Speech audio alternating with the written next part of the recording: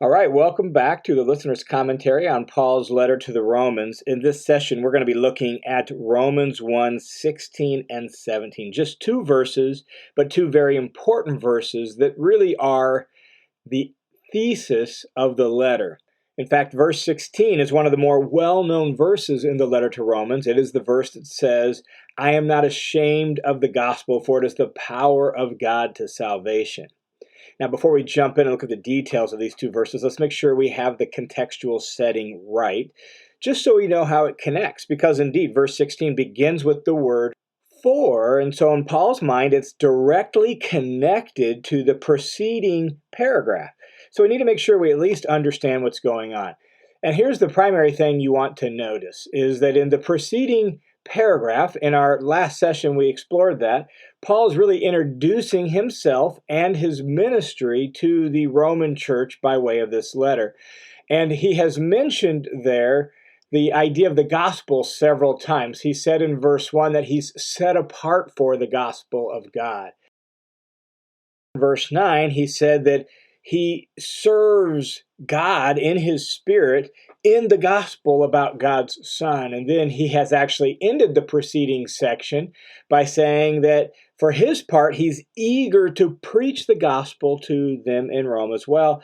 And then he begins by saying, "For I'm not ashamed of the gospel." And so that's really, really important for us to notice, is that the preceding introduction to Paul's ministry really revolves around this idea of the gospel, how he is a servant of the gospel. He's under orders to preach the gospel, to preach it to all people, and that he's eager to preach the gospel in Rome as well.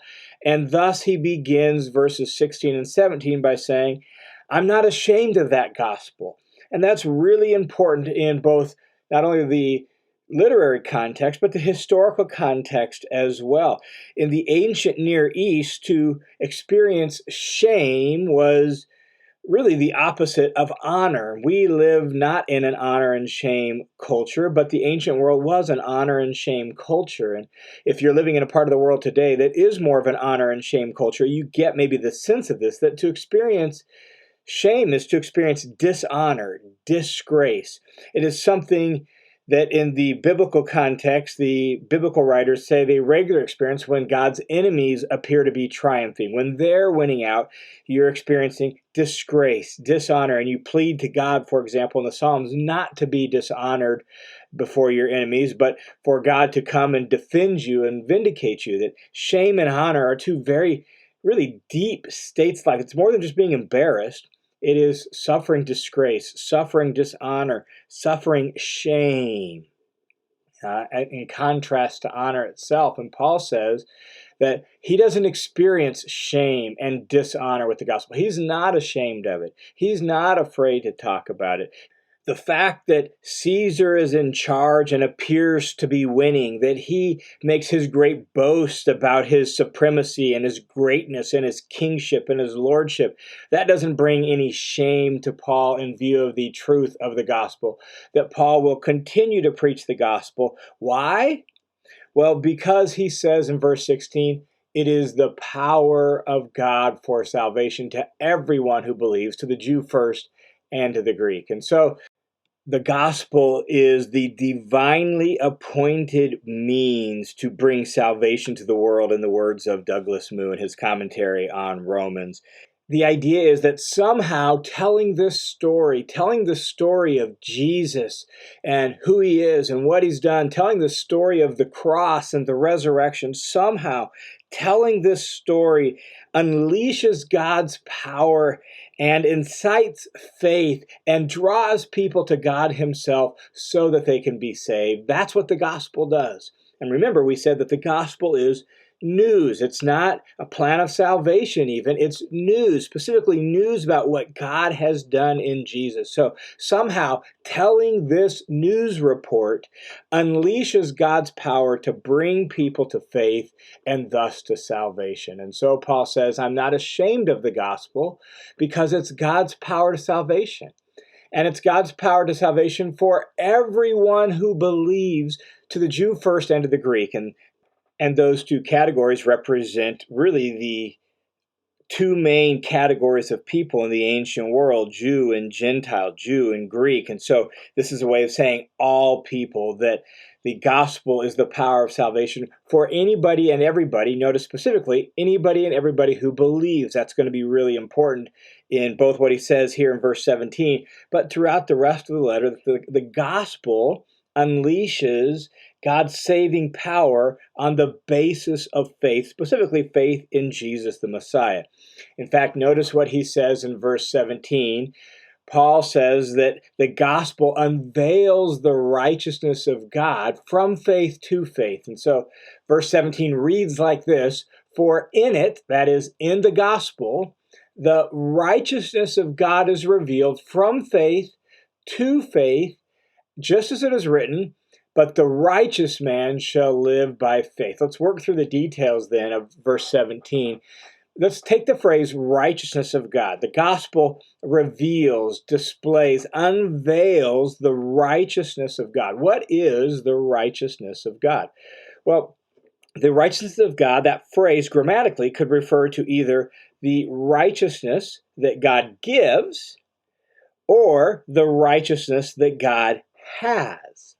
In other words, it's either the righteousness that is a gift from God as he gives in salvation. And Paul will describe that a little bit later, particularly in chapter 4, where he talks about Abraham being declared righteous because of his faith. And sometimes theologians refer to that as this idea of like imputed righteousness, this gift of righteousness that God gives people by virtue of their faith in him. And so the phrase, the righteousness of God, here in verse 17, could be referring to that. Some scholars have taken it that way. But I think the other choice is a better choice, where we talk about the righteousness that God himself has. And the reason I think that's the better choice is when Paul expands the thesis statement of Romans in chapter 3, it's clear he's talking about God's justice, God's own righteousness, not the righteousness he gives, but the righteousness he has. And not only that, but in the context of all of the Old Testament that really shaped Paul's thinking, particularly the Psalms and Isaiah, there's a lot of talk about God's righteousness. And so I think it's best for us to understand the phrase, the righteousness of God, to refer to God's own righteousness. Let's take a look at the details of that so I can show you what I'm talking about. Here in 1:16 and 17, as I noted, this is the thesis statement for the letter, that the gospel is the power of God for salvation, that it displays God's righteousness.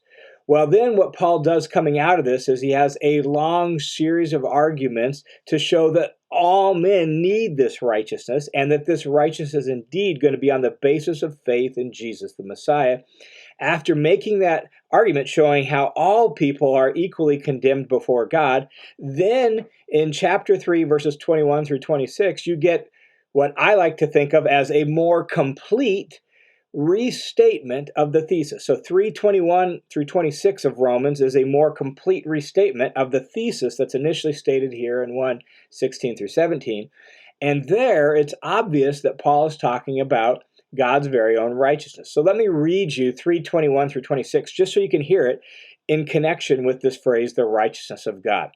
Pay attention as I read to all the references to righteousness of God or his righteousness, or even the idea of just and justice, which comes in Greek from the same root word as the word righteousness. So it's part of the same word family. Just listen for those terms as I read 21 through 26. Here it says 3:21 through 26 reads like this: "But now, apart from the Torah, the righteousness of God has been revealed, being witnessed by the law and the prophets, even the righteousness of God that's through faith in Jesus Christ for all who believe, for there is no distinction. For all have sinned and fallen short of the glory of God, being justified," again, that word justified, from the same family as righteous or righteousness. So being justified as a gift by his grace through the redemption which is in Christ Jesus, whom God publicly displayed as a propitiation in his blood through faith. This was to demonstrate his righteousness, because in the forbearance of God he passed over the sins previously committed. For the demonstration, I say, of his righteousness at the present time, so that God would be both just and the justifier of the one who has faith in Jesus. Did you hear that? It's God's righteousness is manifested. It's his righteousness that's being demonstrated. It's his righteousness that is at the present time, so that God is both just and the justifier of the one who has faith in Jesus. And so it seems when Paul restates the thesis there in 3:21 through 26, he's clearly talking about God's own righteousness that is being displayed in and through the work accomplished by Jesus. And thus, here in 117, I think it's best for us to understand the righteousness of God as God's own righteousness. Now, let's add a little bit more detail to that by looking at the Old Testament background, because the Old Testament background to this phrase really brings a lot of clarity to what Paul is saying. Particularly in the Psalms or in Isaiah, you hear this. Let me just read a couple Psalms where this idea of God's righteousness shows up, because it helps us understand what is meant by God's righteousness. Psalm 71, 1 and 2 says this: "In you, O Lord, I have taken refuge. Let me never be ashamed. In your righteousness, deliver me and rescue me. Incline your ear to me and save me." Do you notice how God's righteousness there comes to save and to deliver God's people? Or Psalm 98, verses 2 and 3. "The Lord has made known his salvation. He has revealed his righteousness in the sight of the nations." Notice the parallel. He has made known his salvation. He's revealed his righteousness. These two go together. God's righteousness is connected to God bringing his salvation. And he's done it here in Psalm 98 in the sight of the nations. He's remembered his loving kindness and his faithfulness to the house of Israel. All the ends of the earth have seen the salvation of our God. And that idea of God's righteousness shows up like this all throughout the Psalms. You see it even in Isaiah in several places. Let me just read you a little bit out of Isaiah 51. Isaiah 51 says this, beginning in verse 4, "Pay attention to me, O my people. Give ear to me, O my nation.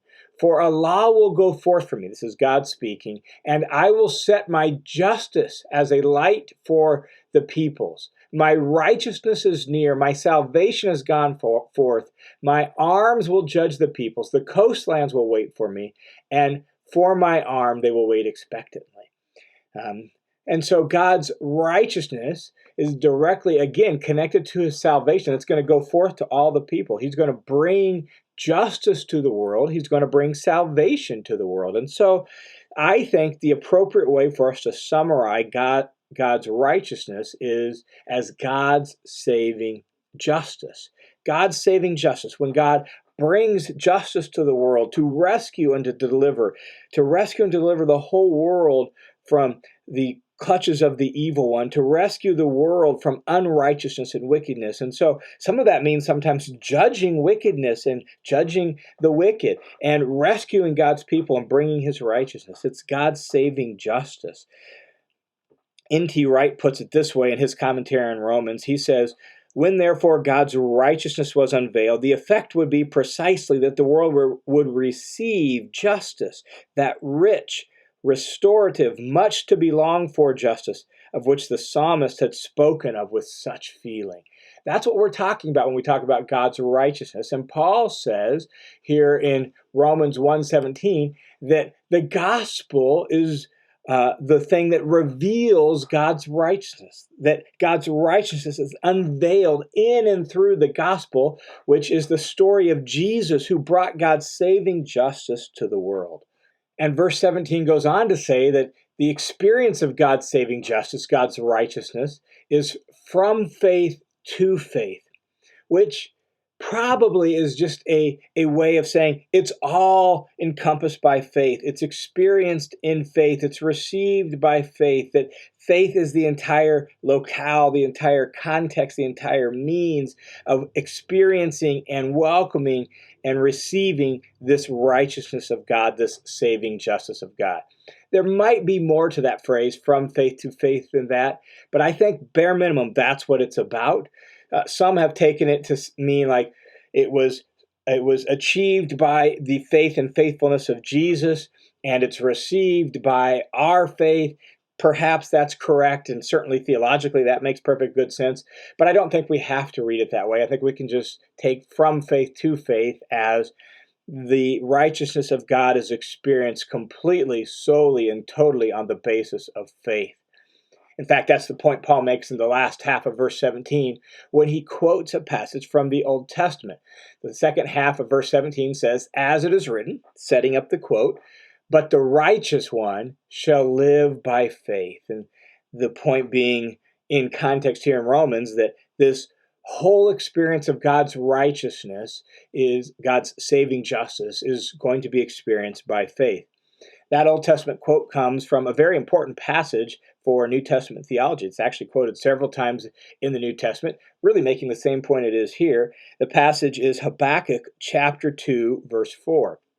And whenever you come across an Old Testament quote in the New Testament, it's always a good idea to try to go back and understand that passage in its original Old Testament context, so that at least we have some sense of what it meant there, and then we might be able to figure out what's going on with it in its New Testament context. In the case of Habakkuk chapter 2, verse 4, God has just told the prophet Habakkuk that the Babylonians are going to come as God's judgment on Israel for their idolatry and their rebellion of God. And the prophet then complains to God and questions God's justice, God's righteousness is what he's doing. To which God counters that, no, the Babylonians are going to get theirs too. They will be held accountable. They will be judged as well. And they will experience God's judgment for their unrighteousness. Nevertheless, God says to Habakkuk, the righteous person is going to live by faith, by loyal, trusting obedience to me.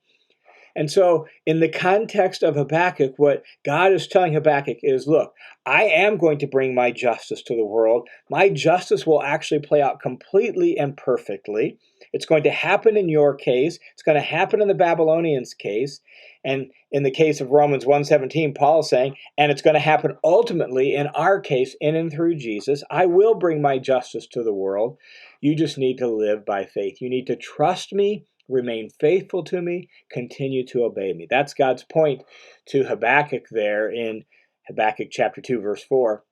And that really fits perfectly here in Romans chapter 1:17, where Paul is saying that now God has brought his ultimate saving justice. And yes, it was amazing and it was incredible and it was confusing all at the same time. But God has done it, and he's done it in really a paradoxical sort of way where the Romans themselves, who looked like they're in charge, they used evil and put to death God's Messiah, but God rescued him and vindicated him. And now God has made Jesus King and Lord, and he's the world's true King. And so if you are going to experience God's saving justice, then you just need to trust God and live by faith in his King, because the righteous one shall live by faith.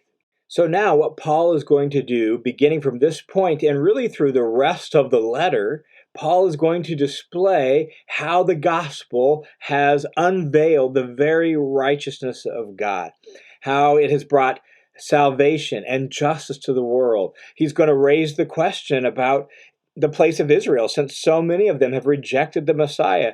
What does that say about the righteousness of God? And so everything Paul is going to address, beginning at this point and onward in the letter to the Romans, is all about the righteousness of God, and how in and through Jesus, God has brought his righteousness, his saving justice into the world.